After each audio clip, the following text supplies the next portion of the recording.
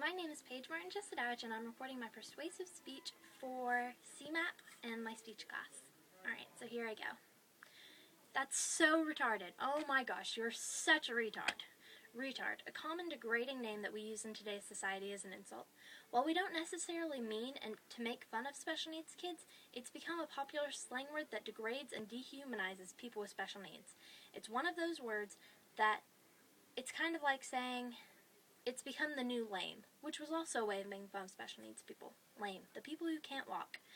Retard, when it's used, sometimes people even add motions to it. They do the da-da-da-da, which obviously degrades the children with special needs. Children with special needs cannot help that they have special needs. And yes, sometimes they will do stuff like that, but that's nothing for our society to make fun of. And in fact, it should be extremely frowned upon when people say that. It's come to the point where even teachers begin to use the word retard in common today's slang. 6.2 million people in the United States are diagnosed as retarded every year.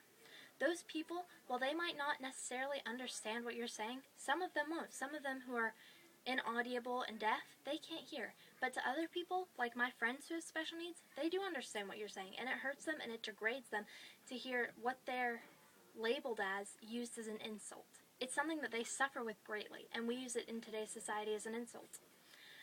I realized when I was with my friend Veronica, and we were at a football game a few weeks ago. And she was sitting there, and the topic came up. She started talking about sex. And people around her were like, oh my gosh, that retard knows about sex. How does she know that? But the thing is that not only does she understand sex, she understands that she was just called a retard by some people. She understands that they think she's dumb, that she shouldn't know things like that. She's a typical teenager. She's a little bit harder to grasp on some concepts, but she manages to get them, and she struggles through getting all that in her life. She makes sure it happens. I've realized that in my life, sometimes I'll talk to special needs kids with a little kid voice, a voice that I would use to little kids, and I've caught myself doing that, and I've stopped, because I've realized that I need to treat people with special needs just like my friends, just like anyone else, because yes, they suffer, but you know what?